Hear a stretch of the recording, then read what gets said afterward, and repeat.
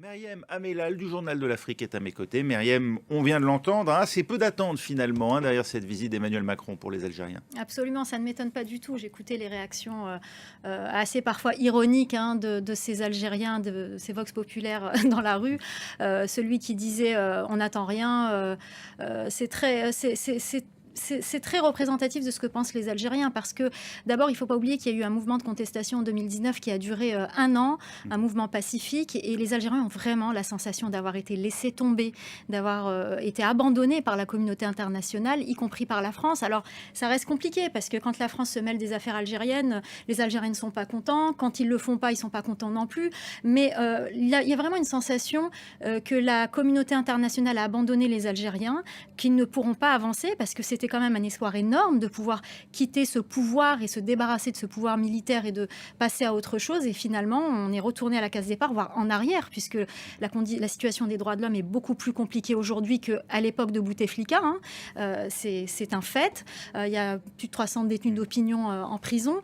Donc, il y a une situation qui fait que les Algériens sont désabusés. Ils n'attendent pas grand-chose et la plupart de ces jeunes n'ont qu'une idée, c'est de partir. Donc, la seule attente concrète, c'est celle des visas. C'est celle-là qu'ils regarderont de très près, pas que cette jeunesse désœuvrée qui n'a pas de travail et qui rêve d'un Eldorado français qui n'existe pas finalement, mais celle aussi des autres Algériens. Il y a eu une période Covid qui a fait que les visas ont ralenti. Il y a une crise politique entre les deux pays qui a fait qu'il y a une chute de visas. Il y a 32% de visas en moins l'année dernière qu'en 2019.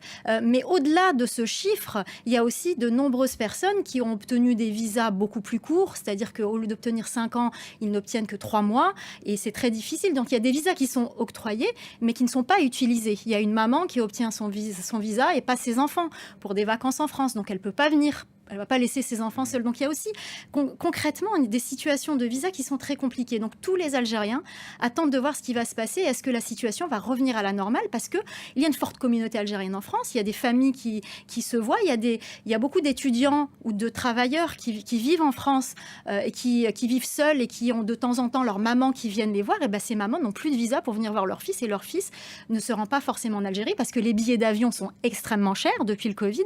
Donc il y a cette situation qui est vraiment importante et c'est surtout ça qu'on va regarder.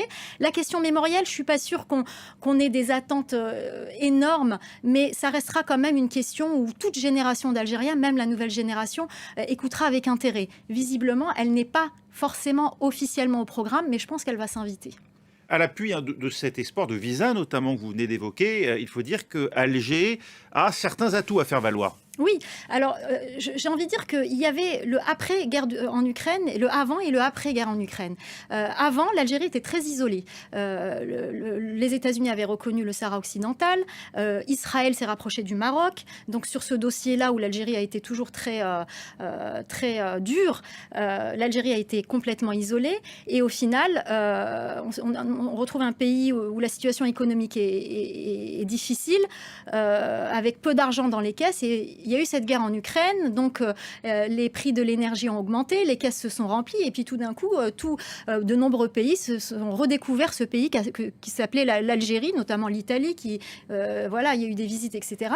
Et l'Algérie en profite, notamment avec son ministre des Affaires étrangères, qui veut remettre l'Algérie au cœur de la scène diplomatique, sur le dossier libyen, sur le dossier aussi du Sahel. Et là, effectivement, ce dossier sera traité par Emmanuel Macron et Abdelmadjid Tebboune, parce que Alger est proche de Bamako, mais Alger est aussi proche de Moscou.